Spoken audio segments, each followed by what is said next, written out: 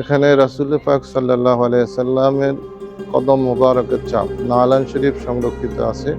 আর এটা যিনি এনেছেন উনি হলেন হাজী নূর মোহাম্মদ আরাফি রহমতুল্লাহ আলাইহি। দুইবার পা ভাঙছি, দুইবার স্টেপ করছি। এরপরে আমি হাঁটতে পারি নাই। এখানে আসার পরে আমি এই লুকু সাজদা দিতে পারি, নামাজ পড়তে পারি আডু ভাঙ্গা। এখানে আসছি তো আমার দেয়ালবি আনছে, আল্লাহ রাসূল আনছে, খাদিমরা আনছে।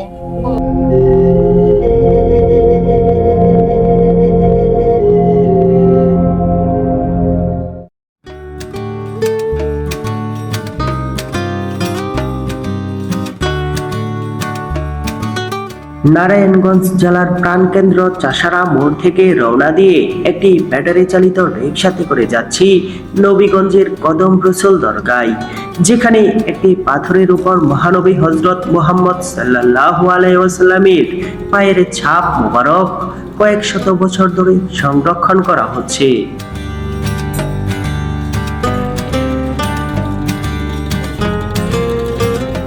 নারায়ণগঞ্জ শহর থেকে নবীগঞ্জের কদম রসুল দরগার দূরত্ব মাত্র ৩ কিলোমিটার। তবে এর আগে আমাদের কদম রসুল দরগায় যাওয়ার জন্য ফেরি কিংবা খেয়া নৌকায় করে শীতলক্ষা নদী পাড়ি দিতে হবে।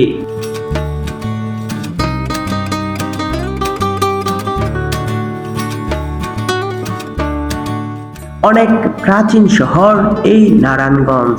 একসময় নারায়ণগঞ্জ জেলার সোনারগাঁও ছিল বাংলার রাজধানী। প্রাচীন সেই রাজধানী শহরের গুরুত্ব কালের বিবর্তনে একেবারে নিঃশেষ হয়ে গেলেও আধুনিক স্থাপত্যশৈলীতে নতুন করে গড়ে ওঠা এই শহরটির অবদান দেশের অর্থনীতিতে অনেক।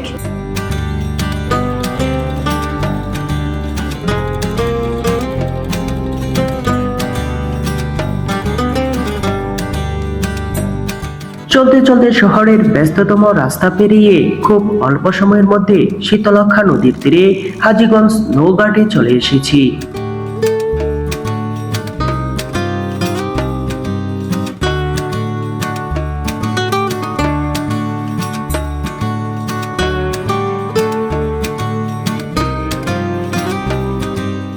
এখানে একটি ফেরির পাশাপাশি খেয়া পারাপারের নৌকা নিয়মিত চলাচল করে। ফেরিতে ওপারে যাওয়া সময় সাপেক্ষের ব্যাপার, তাই খেয়াঘাট থেকে নৌকা দিয়েই ওপারে যাচ্ছি আমি।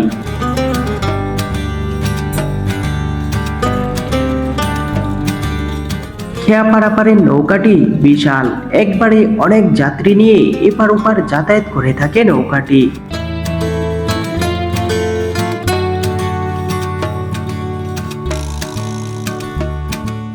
ভাবতেও অবাক লাগে, একসময় যে নদীর পানি দিয়ে মানুষ গোসল করত, রান্না বান্না করত, এমনকি খাওয়ার কাজে ব্যবহার করত, আজ সেই নদীর পানি এতটাই কালো, জীবাণুযুক্ত আর বিষাক্ত যে একজন মানুষের জীবন কেড়ে নেওয়ার জন্য এই নদীর এক গ্লাস পানি পান করাই যথেষ্ট।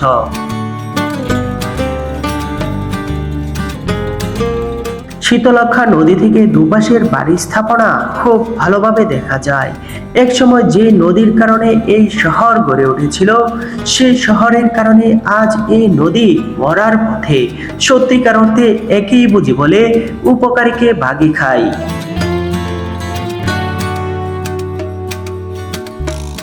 নৌকা দিয়ে নদীর ওপার থেকে এপারের নবীগঞ্জ ঘাটে আসতে আমাদের বেশি সময় লাগলো না।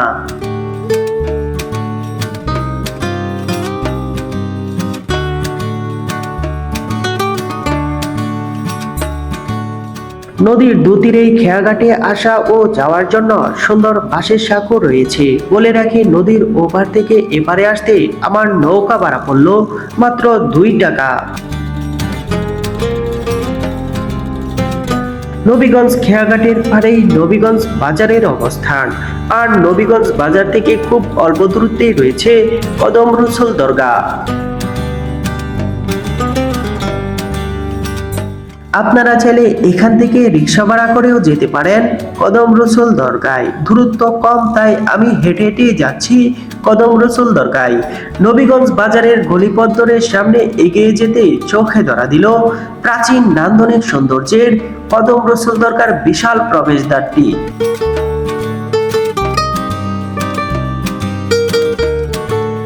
বন্ধুরা, আমার পিছনে যদি আপনারা দেখুন কি নান্দনিক এক প্রবেশদ্বার। আপনারা যদি দূর থেকে দেখেন, এটি আপনারা মসজিদ অথবা মাজার দেবে বলি করতে পারেন। আসলে এটি কিন্তু একটি প্রবেশদ্বার।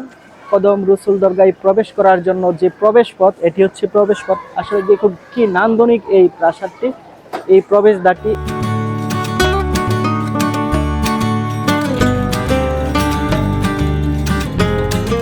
অপরূপ এই প্রবেশদ্বারটির এক পাশে রয়েছে একটি সরকারি প্রাথমিক বিদ্যালয়, আর অপর পাশে রয়েছে অনেক পুরাতন একটি প্রাসাদ।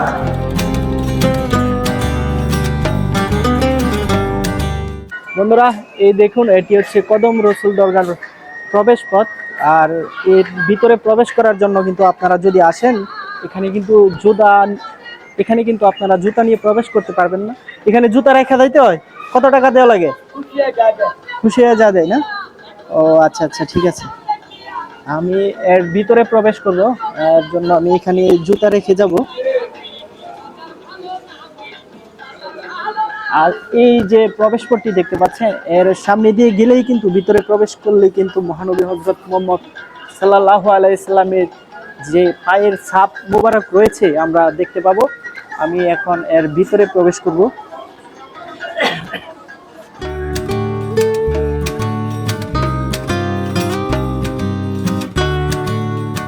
নিচে জুতা রেখে সিঁড়ি বেয়ে সৌন্দর্যমণ্ডিত গেট পেরিয়ে চলে এলাম কদম রসুল দরগার ভিতরে।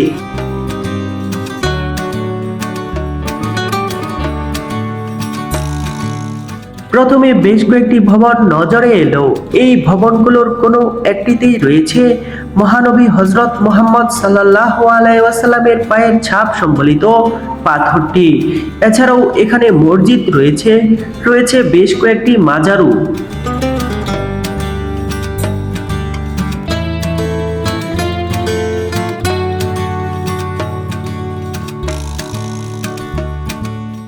মসজিদের সামনের রাস্তা ধরে কিছুটা এগিয়ে আসতেই বিশাল বড় একটি কাঠগোলাপের গাছ ও অনেকগুলো কবর দেখতে পেলাম।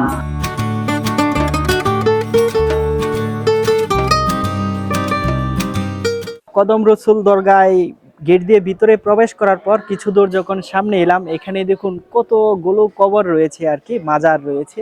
আসলে এখানে বেশ কিছু কবর রয়েছে, পাশাপাশি এখানে অনেক ভবন দেখতে পাচ্ছি। আর আপনারা যদি একটা জিনিস খেয়াল করেন, এখানে কিন্তু বিশাল বড় একটি গাছ বা বৃক্ষ রয়েছে। এই বৃক্ষটি দেখতে পাচ্ছি এখানে একেবারে কবরের মাঝখানে। আপনারা যদি দেখেন, একেবারে কবরের মাঝখান দিয়ে এই বৃক্ষটি রয়েছে। আর এটি কিন্তু, এই যে গাছটি দেখতে পাচ্ছেন, এটি হচ্ছে কাঠগোলাপের গাছ।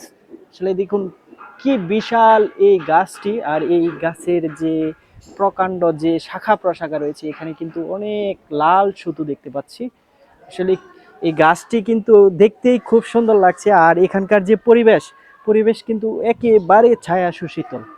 আর এখানে যে ভবনগুলো রয়েছে চারদিকে, এই ভবনগুলোর যে মাজার অথবা দরগা রয়েছে, এই ভবনগুলোর কোনো একটিতে রয়েছে মহানবী হযরত মুহাম্মদ সাল্লাল্লাহু আলাইহি সাল্লামের যে পায়ের ছাপ, সেই ছাপটি।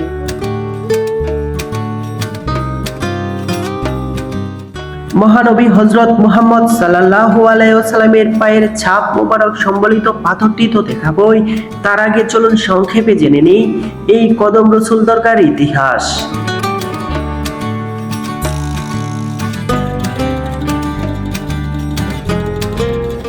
কথিত আছে মহানবী হযরত মুহাম্মদ সাল্লাল্লাহু আলাইহি সাল্লাম মেরাজের রাত্রে বুরাকে ওঠার সময় বেশ কিছু পাথরে তার পায়ের ছাপ পড়ে। এর মধ্যে সবচেয়ে বিখ্যাত পাথরটি আছে জেরুজালেমে। তাছাড়া আরো কিছু পাথর রয়েছে ইস্তাম্বুল, কয়রো ও দামেস্কেতেও। আমাদের বাংলাদেশেও এমন দুইটি পাথর রয়েছে, যার একটি আছে চট্টগ্রামে আর অপর পাথরটি রয়েছে নবীগঞ্জের এই কদম রসুল দরগায়।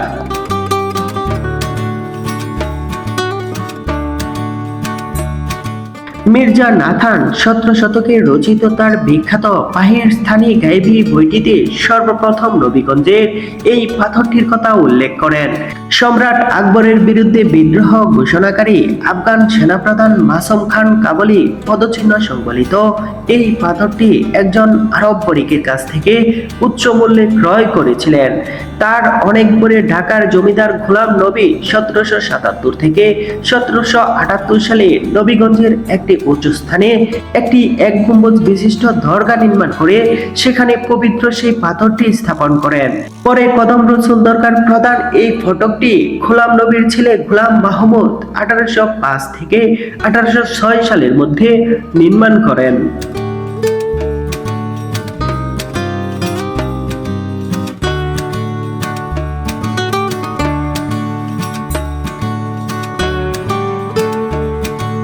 আর যদি দেখেন আমি এখন কদম রসুল দরগার একেবারে সামনে দাঁড়িয়ে আছি। আচ্ছা ভাইয়া, এটার ভিতর তো মনে হয় হযরত মুহাম্মদ সাল্লাল্লাহু আলাইহি ওয়াসাল্লাম পায়ের মোবারক আছে, আর আমার সাথে যাকে দেখতে পাচ্ছেন ওনার নাম হচ্ছে মুহাম্মদ নির্জন, না? নির্জন ভাই, উনি হচ্ছে এখানকারই খাদিম পরিবারের একজন সদস্য। তিনি আমাকে এখানকার দরগার শরীফে কোথায় কি রয়েছে একটু ঘুরে দেখাবেন। এই হযরত মুহাম্মদ সাল্লাল্লাহু আলাইহি সাল্লামের এই পদবী চিহ্নটা অনেক বছরই আগে, তো সবাই মোটামুটি আসছে, সবাই জিয়ারত করে। এখানে যে পদচিহ্নটা জি, মানে এনেছিল ওনার যে মাজার, ওই যে হাজী নূর মোহাম্মদ মানে সাল্লাল্লাহু আলাইহি, জি এখানে এটি আছে। না? জি জি আপনি একটু বলেন যে হচ্ছে যে কদম রসুলটা জি, উনি তো হাজী নূর মোহাম্মদ আল আরবি, উনি আনছিল যে কদম মোবারক পদবী চিহ্ন, যে হযরত মুহাম্মদ সাল্লাল্লাহু আলাইহি সাল্লামের পদবী চিহ্ন উনি আনছিল। কোথা থেকে আনছেন? উনি আনছিল ইশাখার আমলে থেকে, সৌদি আরব থেকে, ঠিক আছে। পুরা নামটা আর কি বলতে পারতেন তদন্ত ছিল। আর এখানে আমাদের বইও আছে, সমস্যা নেই, বই দেখে আপনারা পুরা দিয়ে আনবেন। আর এখানে যদি এখানে তো অনেকগুলো মাজার অথবা কবর দেখতে পাচ্ছি, এগুলি কি যদি বলতেন? এগুলো এক এক এক ধরনের মাজার আসছিল, তো ওটারই আমি আসলে জানি না। সো মোটামুটি মেন আমরা যে বড়দিন বাবা মাজার, আর আমাদের এটা কি ইমাম বুরহানুদ্দিন? জি জি, মানে উনি এলো হযরত শাহজালালের বন্ধু, ও, উনি। হযরত শাহজালাল বাবার বন্ধু। আচ্ছা, এই যে গাছটি দেখতে পাচ্ছি, ওটা এই আমাদের গাছটি কত বছরের পুরাতন? অনেক বছর, বহু বছর আগে। এখানে গাছ তো দেখলাম, এখানে কি কবর আছে নাকি না না, কবর না, এটা এমনি গাছ এমনিতে তৈরি হয়েছে, হ্যাঁ জি, system তুলা করেছে? তুলা গাছ।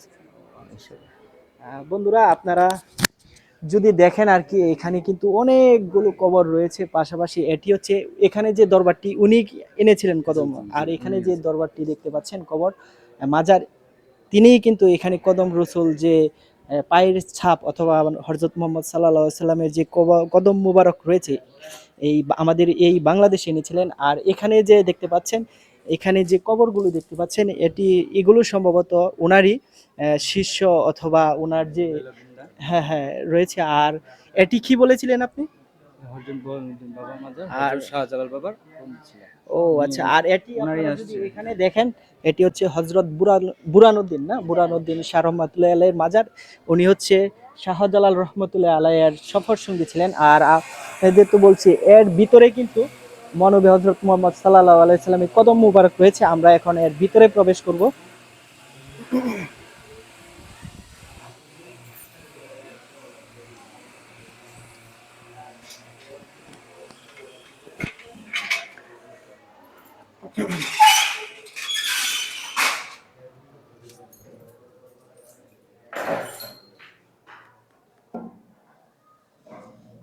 বন্ধুরা দেখুন, আমি এখন হযরত মুহাম্মদ সাল্লাল্লাহু আলাইহি সাল্লামের কদম মোবারকের একেবারে সামনে দাঁড়িয়ে আছি। আপনারা যদি দেখেন, এখানে কিন্তু আমার হযরত মুহাম্মদ সাল্লাল্লাহু আলাইহি সাল্লামের যে কদম মোবারকটি ছিল পায়ের ছাপ, সেটি রয়েছে। এই পায়ের ছাপটি কিন্তু হাজী নূর মোহাম্মদ আল আরবি, তিনি কিন্তু সৌদি আরব থেকে নিয়ে এসেছিলেন দেখুন। আর উনিও তো আপনাকে বলছিলাম আর কি, এখানকার একজন খাদেম পরিবারের সদস্য, এখানকার দায়িত্বে রয়েছেন। আসলে আমি অনেক দূর থেকে এসেছি এই হযরত মুহাম্মদ সাল্লাল্লাহু আলাইহি সাল্লামের যে পায়ের ছাপ মোবারক দেখার জন্য। এখানে এসে অবশেষে দেখতে পেলাম, আমার কাছে খুবই ভালো লাগছে। এটি একটি আনন্দের বিষয়।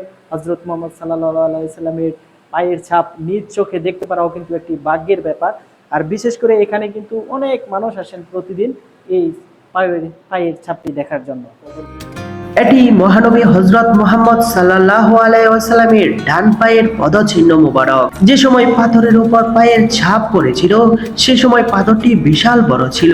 এরপর পাথরটিকে কেটে এমন পদাকৃতি করা হয়েছে।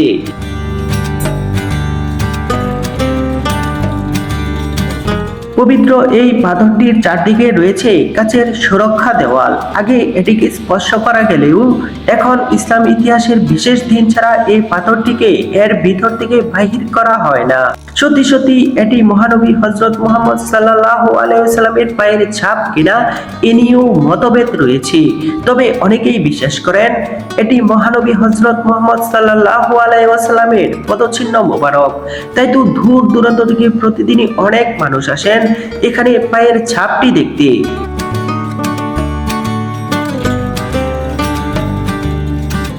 শবে বরাতের দিন রাত্রে, রবিউল চাঁদের রাত্রে, আর হইলো গিয়া মুহররমের চাঁদে, বা আর হইলো 2 ঈদে। এই বছরে 5 বার এটা বাইর করে, 5 বার মানুষ এটার মধ্যে হাত লাগাইতে পারে, চুমা দিতে পারে।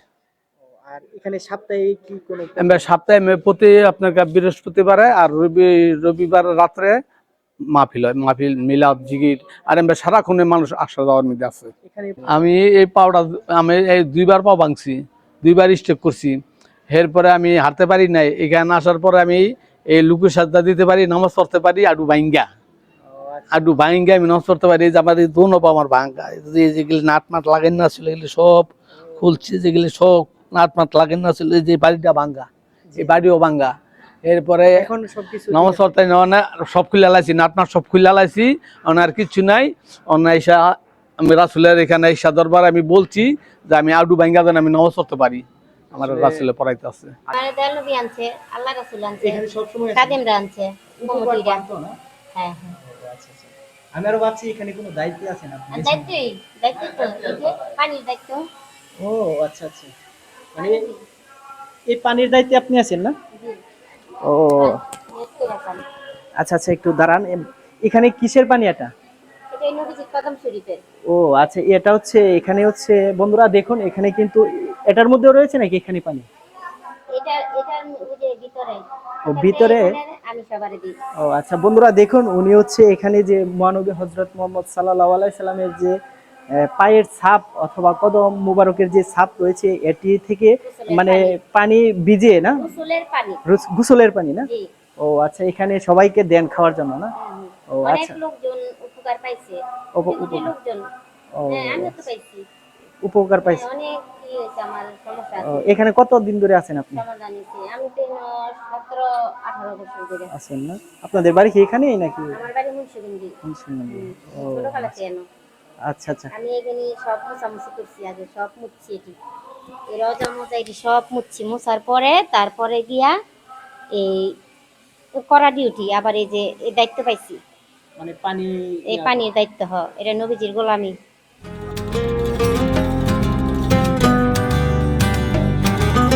কদম রসুল দরগার চারদিকের পারিপার্শ্বিক পরিবেশ খুবই চমৎকার। দরগার অভ্যন্তরীণ জায়গাটি চারপাশের এলাকা থেকে অনেক উঁচু। জানতে পারলাম মহানবী হযরত মুহাম্মদ সাল্লাল্লাহু আলাইহি ওয়াসাল্লামের পায়ের ছাপ সম্বলিত পাথরটির সম্মানার্থে বহুকাল আগে থেকেই এই জায়গাটি এমন উঁচু করা হয়েছে।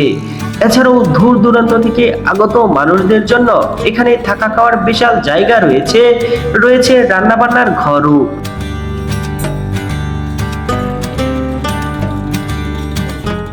সর্বোপরি এই কদম রসুল দরগাটি ঘুরে আমার খুব ভালো লেগেছে মহানবী হযরত মুহাম্মদ সাল্লাল্লাহু আলাইহি ওয়াসাল্লামের পায়ের ছাপ সম্বলিত পাথরটি দেখে। বন্ধুরা, আপনারাও কোনো একদিন সময় করে ঘুরে যেতে পারেন এই কদম রসুল দরগা থেকে।